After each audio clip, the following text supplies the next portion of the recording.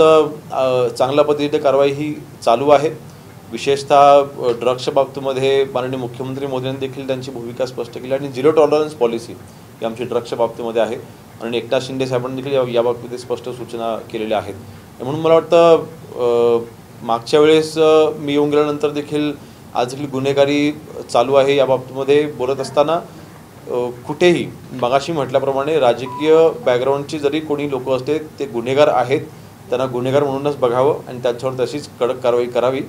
आणि या बाबतीमध्ये पोलिसांना, पोलीस कर्मचाऱ्यांना आम्ही स्पष्ट निर्देश दिलेले आहेत की या बाबतीमध्ये कुठेही आपण कोणालाही पाठीशी घालायचं नाही। सध्या गुन्हेगारांमध्ये लहान मुलांचं जरा जास्त समावेश दिसतोय, ज्यात 17, 18, 16 वर्षाची जास्त मुलं दिसत आहेत। या गुन्हेगारीला रोखण्यासाठी आपल्याला काय आळा घालण्यासाठी काय प्रयत्न काही आपण उपक्रम राबवतोय। जुवेनाइल जे काही ऑफेन्स करणारे जे आहेत लहान मुलांचा उपयोग गुन्हेगारीमध्ये करून घ्यायचा आणि जेणेकरून ते देखील कायद्यामध्ये अडकणार नाहीत किंवा त्यांना सहजरित्या तिथे सोडवता येईल। परंतु आता आपण नवीन कायद्यानुसार जुवेनाइल म्हणजे लहान वयाच्या मुलांना ज्यांनी प्रवृत्त केलेलं आहे त्यांच्यावर आता आपण कारवाई करायला सुरुवात केलेली आहे। अगोदर ही कायद्यामध्ये तरतूद नव्हती, आता मात्र BNS कायद्यामध्ये तरतूद आहे की लहान मुलांना जर का कोणी प्रवृत्त केलं असेल गुन्हेगारी करण्यासाठी त्या व्यक्तीवर देखील त्याच गुन्ह्याचे हे कलम आपण लावतो आणि त्यांच्यावर आपण कारवाई करतोय। लहान मुलांमध्ये याचं MD ड्रग्स असतील, गांजा याचं प्रमाण जास्त होताना पाहायला मिळतंय आणि यात विशेष बाब म्हणजे जरी कारवाई होताना दिसली असते MD ड्रग्सची, गांजाची, तरी देखील सर्रासपणे शहरात असेल, शहराच्या बाहेर ग्रामीण भागात असेल गांजा विकला जातो आणि त्यामुळे ड्रग्स विक्रीमध्ये देखील राजकीय वरद असल्याचं म्हटलं जात आहे। नाही बघा, ड्रग्स हे नक्कीच एक मोठं चॅलेंज आहे। ड्रग्सला रोखणं आणि हे काय फक्त महाराष्ट्रामध्ये आहे असं नाही, आपल्या भारत देशामध्ये असं नाही, ही जगभर एक चॅलेंज आहे आणि एक मोहीम आहे आणि ह्याच्यामध्ये या मोहिमेमध्ये आपल्याला सर्वसामान्य नागरिकांना देखील समावेश करून घेणं तितकंच आवश्यक आहे। आज आपण जे काही ड्राईव्ह आपण राबवत आहोत, जे काही आपण तिथे उपक्रम घेत आहोत त्या उपक्रमामध्ये पालक आहेत त्यांनी देखील अलर्ट राहणं गरजेचं आहे।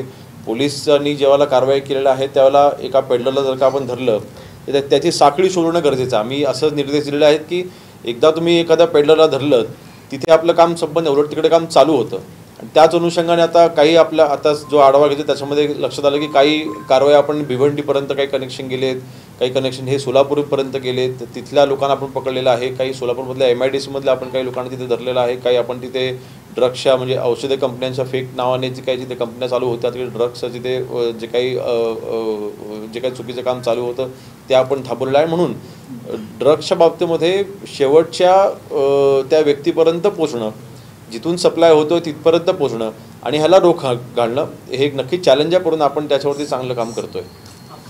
आगामी काळात महापालिका, स्थानिक स्वराज्य संस्थांच्या निवडणुका आहेत, या पार्श्वभूमीवरती महायुती इन्कम वाढते, आपल्या पक्षात देखील आज नाशिकमधील काही प्रवेश झाले। माननीय एकनाथ शिंदे साहेबांच्या नेतृत्वाखाली शिवसेना पक्ष आम्ही काम करत असताना नक्कीच उत्साह आहे। आज जर का आपण पाहिलं मुंबईसारख्या महानगरपालिकेमधील देखील 2017मध्ये जे निवडून आलेले नगरसेवक होते त्यापैकी जवळपास 60पेक्षा जास्त नगरसेवक आज शिवसेनेमध्ये आलेले आहेत। तो आकडा जवळपास आता 80च्या जवळपास जातोय आणि नाशिक महानगरपालिकेमध्ये देखील जवळपास 33 नगरसेवक हे आपले मागच्या बॉडीमध्ये होते, ते 35 नगरसेवक होते, तर 35पैकी जवळपास 28 नगरसेवक आज शिवसेनेमध्ये सामील झालेले आहेत। म्हणून मला वाटतं शिवसेनेची ताकद ही नाशिकमध्ये वाढते। शिवसेनेची ताकद वाढत असताना माननीय एकनाथ शिंदे साहेबांवरती जनतेचा विश्वास वाढतोय, शिवसैनिकांचा विश्वास वाढतोय। याच्याने एकच गोष्ट स्पष्ट होते की येणाऱ्या महानगरपालिकांच्या निवडणुकांमध्ये महायुतीचा भगवा झेंडा हा 100% फडकतो। नागपुरातील देखील काही प्रवेश झालेले आहेत आपल्याच पक्षात, मुख्यमंत्री एकनाथ शिंदे यांच्या उपस्थितीत प्रवेश झालेला आहे, त्यामध्ये गुंडांचा प्रवेश झाल्याचं समोर आलेलं आहे। युवराज माथानेकर असं नाव असल्याचं एक व्यक्ती आहे, त्याचा देखील आता व्हिडिओ समोर आलेला आहे, काय आपण याच्यावर? नाही, मला त्याची माहिती नाही आहे, परंतु बघा माननीय एकनाथ शिंदे साहेबांची भूमिका ही स्पष्ट आहे। मगाशी म्हटल्याप्रमाणे कुठलाही गुन्हेगारी प्रवृत्तीच्या कार्यकर्त्यांना शिवसेना पक्षामध्ये त्यांचं कोणाचंही स्वागत केलं जात नाही। आता नक्कीच त्या व्यक्तीवरती काय आरोप आहेत काय नाही ह्याची मला कल्पना नाही आहे, परंतु शिवसेना पक्ष हा आज ज्या पद्धतीने महाराष्ट्रामध्ये भरारी घेतोय, आज सगळ्यांनाच शिवसेनेमध्ये यायची तिथे उत्सुकता आहे, सगळ्यांना शिवसेनेमध्ये येऊन काम करण्याची इच्छा आहे।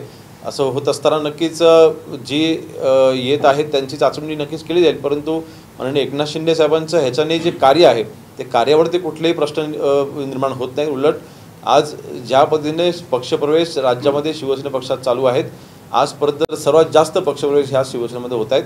आमचा पक्ष वाढतो याचा आम्हाला आनंद आहे. तुम्ही म्हणतात कार्यकर्त्यांना संधी मिळेल का? कारण इतकं मोठ्या प्रमाणात वाटतंय, मग जुने जे आपल्यासोबत काम करणारे इच्छुक होते आता त्यांच्यावर अन्याय होईल अशी चर्चा देखील सुरू आहे. नाही बघा, जुने आणि नवीन एकत्र मिळूनच आम्ही काम करणार आहोत.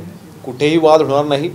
महानगरपालिकांच्या निवडणुकांमध्ये जो चांगला कार्यकर्ता आहे त्यालाच अर्थातच तिथे तिकीट मिळणार आहे आणि हा संपूर्णपणे निर्णय माननीय एकनाथ शिंदे साहेबांचा असणार आहे मुख्य नेते म्हणून. त्यामुळे तिकिटाची चर्चा ही खाली आम्ही कोणी करायचीच नाही आहे. आज मी देखील नाशिकमध्ये आलेलो असताना इथे कुठलीही तिकिटाची चर्चा होणार नाही. आज आम्ही इथे फक्त शिंदे साहेबांचे हात बळकट करण्यासाठी नाशिक महानगरपालिकेवरती भगवा फडकला पाहिजे ह्यासाठी आम्ही सर्व एकत्र आहोत. मग तर जुने नवीन हा वाद होणार नाही. आज जर का तुम्ही बघितलं शिवसेनेचं जे मंत्रिमंडळ आहे, आम्ही 10 मंत्री आहोत, ह्याच्यामध्ये जुने नवीन असं चांगलं कॉम्बिनेशन आहे. आम्ही एकत्र मिळून काम करतोय. त्यामुळे कुठेही जुना नवीन असा वाद नाही. आम्ही सगळे एकत्र मिळून काम करतोय. सध्या तुम्ही देखील म्हणत असाल की शिंदेच्या शिवसेनेमध्ये इन्कमिंग वाढतंय, ते दिसते देखील आहे. मात्र आता सध्या चर्चा रंगली आहे ती उद्धव आणि राज ठाकरे एकत्र येण्याची. 5 तारखेला त्यांचा मोर्चा होणार आहे जो हिंदी सक्तीच्या विरोधामध्ये. ह्याकडे तुम्ही कसं बघतायत? कारण संजय राऊत देखील यावरती त्यांनी म्हटलं की आता उद्धव ठाकरे राज ठाकरे हे एकत्र येणार आहेत. तुम्ही काय याच्याकडे असं नाही बघा, एकत्र यावं नव्हे हा त्यांचा वैयक्तिक प्रश्न आहे. प्रश्न असा आहे की ते कशा करता एकत्र येतात. आत्ता का? मग महानगरपालिकांच्या निवडणुका येत आहेत, त्या जिंकायच्या आहेत म्हणून 25 वर्ष महानगरपालिका ह्यांनी लुटली, मुंबई महानगरपालिका ह्यांनी लुटली, मग ती पुन्हा ह्यांना मिळवायची आहे. महाराष्ट्र हातातून गेला आहे, मग आता मुंबई मिळवण्यासाठीच त्यांचा हा चाललेला खटाटोप आहे. मुळात आमच्या सरकारने भूमिका अनेक वेळेला स्पष्ट केलेली आहे की हिंदीची सक्ती आम्ही केलेली नाही. हिंदीसोबत 20 भाषांचा पर्याय आहे. ज्या आपल्या संविधानामध्ये अनुच्छेद 8मध्ये 22 भाषांचा उल्लेख आहे, त्याच्यामध्ये एक मराठी भाषा आहे. ती मराठी भाषा आपण अनिवार्य केलेली आहे आणि त्यासोबत असलेल्या अन्य ज्या भाषा आहेत त्याच्यामध्ये सेकंड लँग्वेज आपण इंग्रजी ठेवलेली आहे. तिसरी भाषा हिंदी ही कंपल्सरी नाही. त्या हिंदी भाषेसोबत 20 भाषांचा पर्याय आहे आणि म्हणून त्याच्यामध्ये संस्कृत भाषा आहे, संस्कृत घ्यावी तिथे लोकांनी. कोकणी भाषा देखील आहे, कोकणी भाषा शिकावी, ज्या महाराष्ट्रामधल्या भाषा आहेत. म्हणून हिंदी भाषेची कुठेही सक्ती नसताना मग नेमकं मोर्चाचं कारण का मला तेच कळत नाही. मग नेमकी मागणी काय? मोर्चासाठी परवानगी देण्यात आली का आपल्याकडून?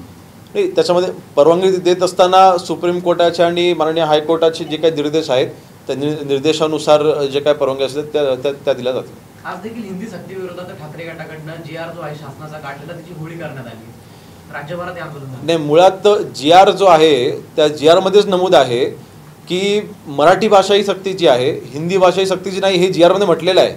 मग आज ज्यांनी आंदोलन केलं आहे किंवा आज जे आंदोलन करू इच्छित आहेत त्यांना माझा प्रश्न, खास करून उबाटामधले जे कार्यकर्ते आहेत त्यांना, 2022ला केंद्र सरकारने जेव्हा हे धोरण लागू केलं त्यावेळेला महाराष्ट्रामध्ये तुम्हाला निर्णय घ्यायचा होता की हे धोरण आपण लागू करायचं की नाही करायचं, स्वीकारायचं की नाही स्वीकारायचं. त्यावेळेला माननीय उद्धवजी ठाकरे हे मुख्यमंत्री होते आणि त्यावेळेला त्यांनी हिंदीची सक्तीचा जो धोरण होतं त्यांनी स्वीकारलं होतं. कॅबिनेटचा निर्णय त्यांनी दिलेला आहे. माननीय उद्धवजी ठाकरे यांच्या अध्यक्षतेखाली झालेल्या मुख्यमंत्री म्हणून अध्यक्षतेखाली झालेल्या कॅबिनेटमध्ये त्यांनी हा निर्णय स्वीकारलेला आहे. म्हणजे आमच्या अगोदर उद्धवजीने हा निर्णय स्वीकारला होता की हिंदीची सक्ती आम्हाला मान्य आहे म्हणून. मग आता राजकारण कशासाठी? उलट आम्ही ती सक्ती काढली, आम्ही नवीन GR काढला आणि त्याच्यामध्ये आम्ही हिंदी अनिवार्य राहणार नाही असा आम्ही निर्णय दिला. आणि म्हणून मला वाटतं हे फक्त चाललेलं राजकारण आहे.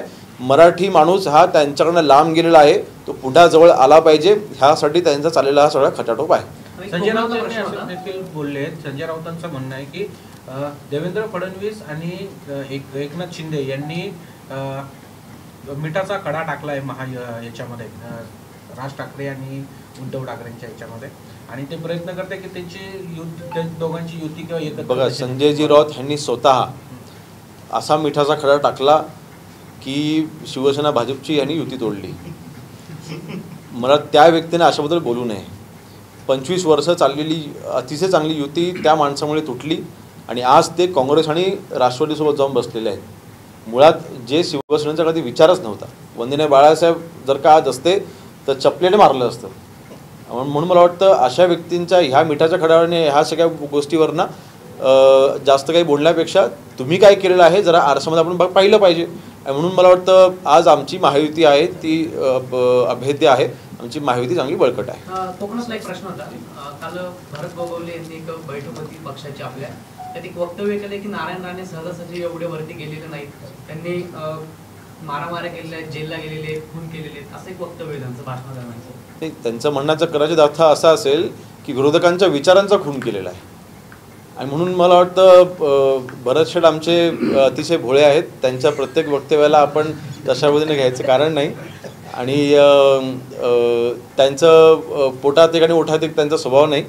आणि म्हणून मला वाटतं त्याचा खुलासा ते करतील. पण माझा तरी म्हणजे मला तरी असं वाटतं की त्यांचं म्हणणं असं होतं की विरोधकांच्या विचारांचा खून हा त्यावेळेला नारायण राणेंनी केला होता. शेवटचा प्रश्न आहे, राज ठाकरे आणि उद्धव ठाकरे 5 तारखेला एकत्र येत आहेत, त्यांची युती झाली तर आपल्या महायुतीवरती किती त्याचा परिणाम होऊ शकतो? नाही, काही परिणाम होणार नाही. आपल्याकडनं जो अभ्यास आम्ही केलेला आहे, मुंबईमधल्या मराठी माणसांना ज्यांनी 25 वर्षामध्ये घरं मिळवून देण्याकरता काही केलं नाही, मुंबईमधला मराठी माणूस हा मुंबईमध्ये टिकला पाहिजे ह्याकरता त्यांनी काही केलं नाही.